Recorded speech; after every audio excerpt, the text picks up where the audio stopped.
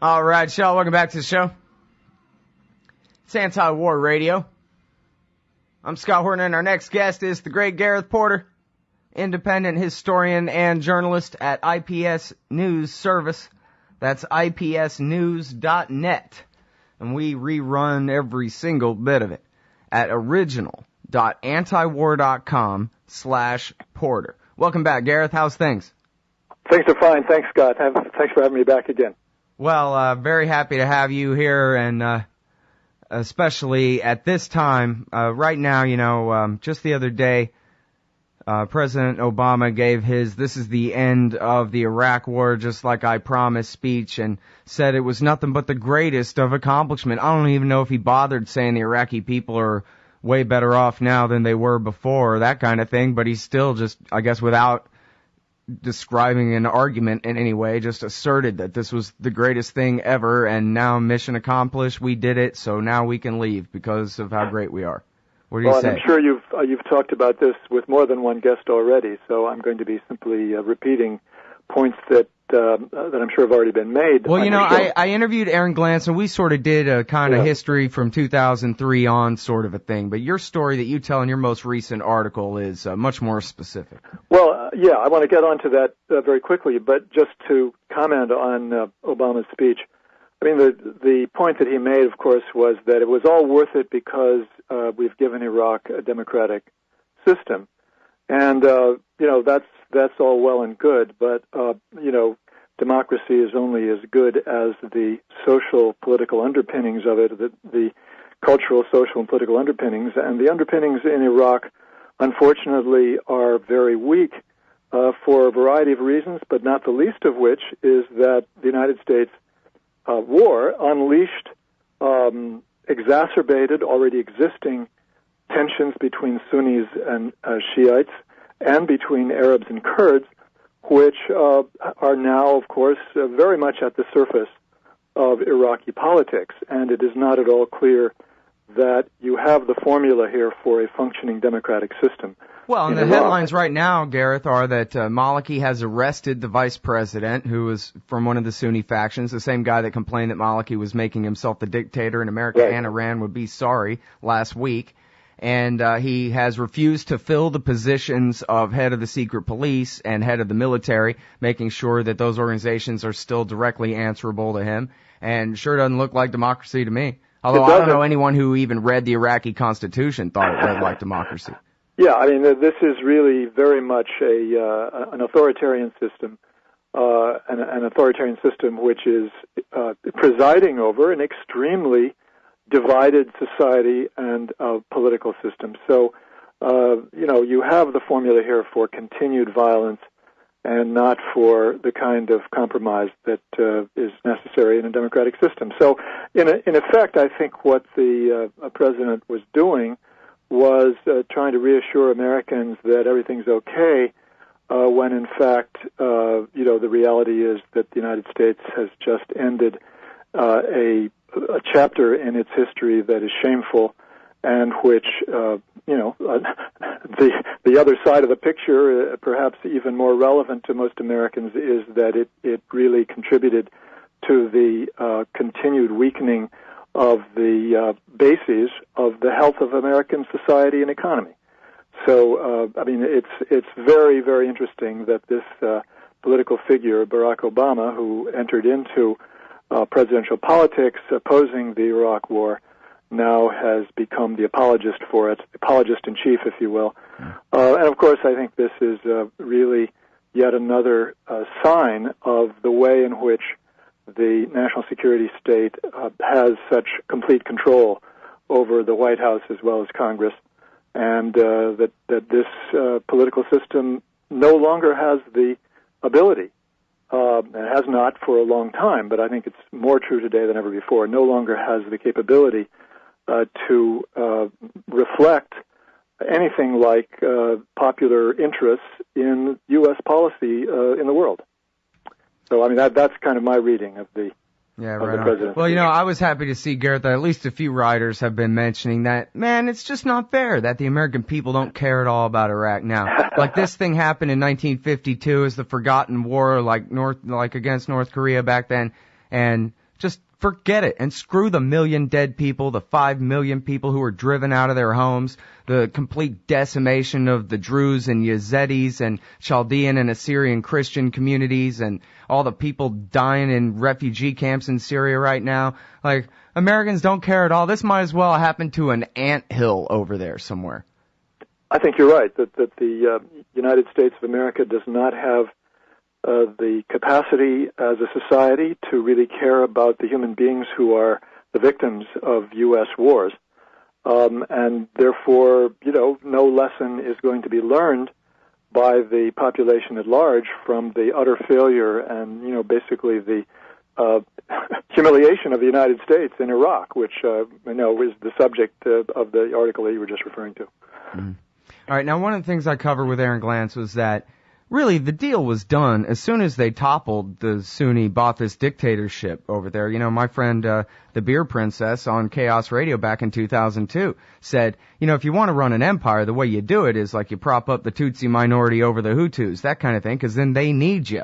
But what are we going to do? We're going to overthrow the Ba'athists and call it democracy. If we empower the Shiite majority, then they're not going to need us for the long term, and I don't think they're going to get all those bases they want. And this is in the fall of 2002. We're sitting in the chaos garage, man. She had it nailed. She certainly did, yes. And, of course, if you understood the mind of the neocon elite who engineered this war, you know that their calculation was, these Shia clerics in Iraq are at odds with the Shia clerics in Iran, and therefore we can use them for our own purposes. It was the usual sort of a grandiose notion of sort of nutjob militarists who believe that they control everything and aren't worried about the reality on the ground. So obviously things turned out exactly the opposite of what they planned in terms of a Shia majority in Iraq. And just quick thumbnail here, because we're headed up toward the break, and I want to give you a chance to really explain the step-by-step of the last few years of the war here. It's how Maliki and Iran outsmarted the U.S. on troop withdrawal. But a couple of important landmarks in this thing was the demand by Ali al-Sistani, the highest-ranking Shiite religious cleric in the world, that if you believe in God, I want you to insist on one man, one vote. And then, so Bremer's caucus system was thrown out, and they had to let what became the Iraqi National Alliance, the Supreme Islamic Council, the Dawa Party, and the Sadrists write the Constitution. And then, of course, they won the thing in, January of 2005, and thus started the Civil War. And the sectarian cleansing, as they like to call it, of Baghdad, which is now an 85% Shiite city. And then, I guess the surge worked, right? Because America helped them win that civil war. And once it finally came to an end, and the Sunni-based insurgency, cried uncle, because they obviously weren't going to be able to keep Baghdad. They're going to try to stay alive in the Sunni triangle, what they had left, right?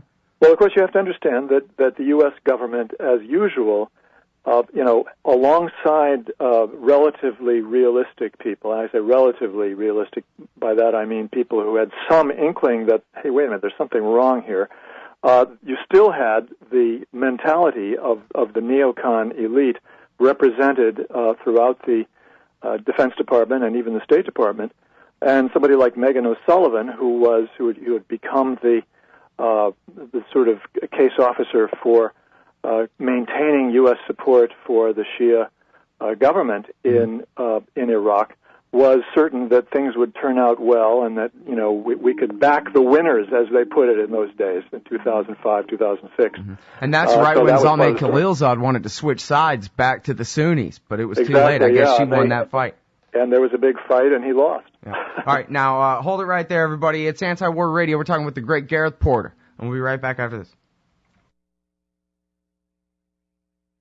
All right, y'all, welcome back to the show here. It's Anti-War Radio. I'm Scott Horton. I'm talking with Gareth Porter from Interpress Service, IPSnews.net. He's got one coming soon debunking this ridiculous garbage about some federal judge bought some lie that Iran was really behind 9/11 all along. Yeah, right. Like Cheney wouldn't have dropped hydrogen bombs on them back then if that was true. Anyway, I think that could be your whole article. Yeah, right, dude. What am I, an idiot? Anyway. I think there'll be a lot of interesting details in that one. That good. Yeah, I like details too. Will enjoy. Yeah. Well, anyway, that's what I want here is details on how Maliki and Iran outsmarted the U.S. on troop withdrawal. Everything did not go according to the neocons' plan over there, after all. Yeah, I enjoyed writing this one because, in a way, it kind of is like a three-act play. You begin in the first act with the sort of preliminary skirmish where Nouri al-Maliki, having just become the new prime minister in May 2006, tries to put into a national reconciliation plan between Sunnis and Shia, primarily, a plank that would call for the negotiation of a timetable for withdrawal of U.S. troops, in the firm belief, and quite accurate belief, that that would really help a reconciliation between Sunnis and Shiites, because the Sunnis were the ones who were taking the brunt, of course, of U.S. troop presence. And the Shia, although trying to milk the Americans for whatever they could, also wanted to make sure that the Americans actually left. So it was a very interesting idea. But Bush... Hey, let me just wedge in here real quick that, of course, this is all just shorthand for the political leaders of these factions. You're not talking about all Shia and all Sunni people in Iraq, just so that's clear. Well, that's right. But of course, I think it reflected, in this case, in the case of talking about U.S. troop presence, it did reflect a very broad consensus, certainly among Sunnis, and I think among, most Shia as well, that, a timetable for troop withdrawal would have been worth discussing and having on the table. Oh, yeah, sure. I didn't mean to play that down. Yeah. So anyway, the point here is that Bush put the kibosh on it very quickly, made it clear that he wouldn't allow that to be discussed, and guess what? It disappeared from the final draft of the reconciliation plan that actually circulated to political players, various parties and so forth, in Iraq in late June of 2006. So sort of disappeared from the screen. But of course, we know that Nouri al-Maliki had not given up the idea. He was simply waiting for the right moment to reintroduce it. And the right moment came in mid-2007, and here's the second act of the drama, when George Bush and his cronies, Dick Cheney and others in the administration, began seriously thinking about the post-war situation and how they could play this into having the kind of permanent military presence in Iraq that they had dreamed of when they invaded in the first place. And of course, they'd had to put it off because it turned out that there was a lot more resistance than they'd counted on. And so, there were stories in the New York Times and elsewhere about George Bush telling visitors to the White House about how he believed now that the United States would, in fact, have a kind of near-permanent military presence, something like they had continued to have in South Korea after decades after the war. Mm-hmm. And so, very quickly, of course, the al-Maliki government saw this as a great opportunity, and Maliki sent his foreign minister, Hoshar Zabari, who is a Kurd, but, by the way, a Kurd who is part of the Kurdish group of political figures who are close to Iran rather than the ones who are anti-Iran, so very much in line with the thinking that went into this strategy.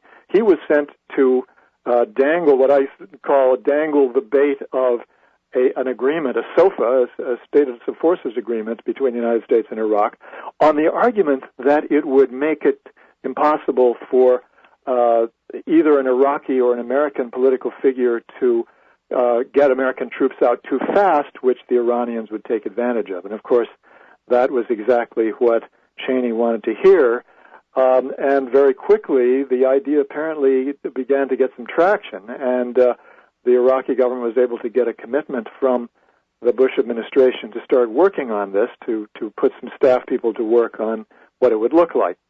So that brings us then to the third act, when this is early 2008, when clearly Maliki and the Iranians had done some more discussion about how to play this.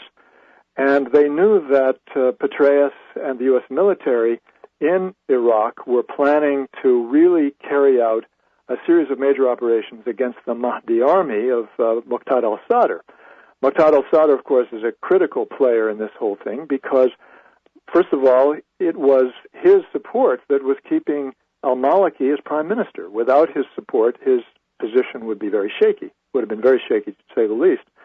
Secondly, it was, of course, Sadr's forces that were instrumental in pushing the Sunnis out of Baghdad, out of the whole Baghdad metropolitan area, and basically creating a situation that you described where it became a overwhelmingly, predominantly Shia capital. Then the third thing was that the Mahdi army was useful to Nouri al-Maliki to put pressure on the United States to just add a little bit of extra oomph to a move to get a withdrawal of U.S. troops.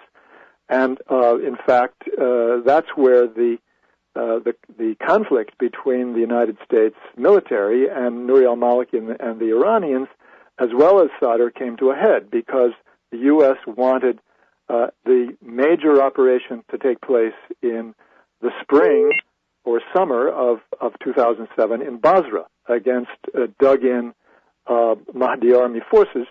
And instead of going along with it, as Cheney had tried to put pressure on Maliki to do in March of 2008, the Prime Minister turned around and said, no U.S. operation, I'm going to do this myself. We're going to have an entirely Iraqi operation. And he did, in fact, then very quickly organize an Iraqi military assault on Basra, which predictably then went badly, and he had to turn to the Iranians to get them to negotiate a ceasefire agreement with Sadr. By the way, you and I talked about all this on the radio at the time. You wrote about all of this at the time. If people just check the date and go back to the archives at antiwar.com. This was quite open and above board. Everything about this was reported in the news media. But what was not reported was that is in the corporate news media, was that what was happening here was that Maliki and the Iranians were in the process of working out a deal with Sadr that would involve Sadr pulling back from his military role in return for supporting, in return for Maliki supporting the complete withdrawal of U.S. forces. And that was a deal that clearly went down in the months that followed, because you had a second round of the same thing happening. The United States military wanted to do a major operation in Sadr City to really take the Sadrist forces down a peg, and instead Maliki said no, he would not allow that, and instead, even before there was any military operation of any kind, he got the same Iranian Quds Force commander to negotiate with Sadr again, and this time there was a deal worked out that allowed Iraqi troops to patrol in Sadr City and prevented the major U.S. operation there. And again, this was in the context clearly of the intention of Maliki to then move to the next step, which was to spring on the United States a demand for complete withdrawal of U.S. forces by the end of, originally he wanted it to be the end of 2010. He finally compromised on 2011. So that in a nutshell is well, and Bush was out of time is the point, right? It was the end of his presidency. He had to sign the damn thing. Well, exactly. I mean, what happened was the Bush administration was totally clueless. I'm not sure Petraeus was. I think he understood what was going down here. He had enough intelligence, on the players there to understand that this was clearly way beyond his control. I'm not sure, however, that this was clearly discussed between Petraeus and the Bush administration, but I think the Bush administration was completely taken by surprise. And, as I put it in the piece, they were in a state of shock. They tried to put pressure on Maliki for months to reverse his position, because this was exactly the opposite of what they had planned for and what they desperately wanted. And in the end, they realized that in the presidential race, Obama was clearly going to win, and he was in favor of this general line of policy of signing an agreement on at least those terms, if not even a faster withdrawal. So They really didn't have any choice. All right, y'all, it's Anti-War Radio. I'm Scott Horton. I'm talking with Gareth Porter about his latest piece, How Maliki and Iran Outsmarted the U.S. on Troop Withdrawal. And we're talking about the negotiations and the wrangling of 2008 over how many permanent bases are going to be in that status of forces agreement. It turned out none. And for some reason, I thought of this thing that it turns out I wrote in October of 2006 on the antiwar.com blog, Bush's sunk cost fallacy. He couldn't come up with a single reason for anyone to fight and kill and die in this war anymore other than a bunch of people already did. And if we just lose now as losers and leave, well, then it'll all be for nothing. So more people got to kill and die so that something that we can call victory at the end comes out at the end and whatever. And then, look, he lost anyway, didn't he? Yeah, and I think you're really pointing to a very key thing to understand about the national security state and the interests of the military and its allies, which is precisely that they have to cite something as stupid as, the sacrifices that have already been made as a reason for continuing wars that go badly and which otherwise don't seem to have any rationale for them. This is exactly what happened in Vietnam, of course, as well. And what they cannot explain is that the real interests that propel the military to continue these wars are things that are institutional, bureaucratic, vested interests, which are of no value, of no interest to the rest of the American people, such as having permanent bases in Iraq. Not one person in 10,000 cares about having permanent bases in Iraq. But of course, the military, really depends on that. That's their bread and butter. That's what keeps them going. Well, the thing is, too, is that if they had gone ahead and withdrawn all the troops right around time of the big mission accomplished speech, we'd have ended up with the same Iraq at the end anyway, probably. Of course. Or, maybe the war wouldn't, maybe they'd have come to some kind of compromise that they didn't. Well, the outcome that we saw is the best evidence that having 130,000 troops didn't give us any real influence over the outcome. It's exactly the opposite. So now what about this Vatican-sized embassy, the 5,000 mercenaries, the 17,000 State Department employees, supposedly? That was the whole idea of that was dependent on they're going to be ringed by bases full of army troops forever, right? Absolutely. So what's going to happen with that? I do not believe that this phantasm of a contractor army is going to come to fruition. And the reason, of course, is that it depends on having and giving these people immunity from prosecution in Iraq. I don't think you're going to get very many volunteers to go out there and basically put your body in harm's way, knowing that you could end up pulling a trigger and killing an Iraqi without having immunity from prosecution. Now, I may be wrong about this, but I just don't think that's going to work. The Iraqis are not going to give it to them, clearly. And so I just think that the future of that whole idea is very, very cloudy and unlikely to come to fruition. Yeah, I think Justin Raimondo at antiwar.com predicted years ago that it'll eventually just be a museum of American atrocities, and no doubt they'll be able to fill the whole thing. I think room by room with exhibits. So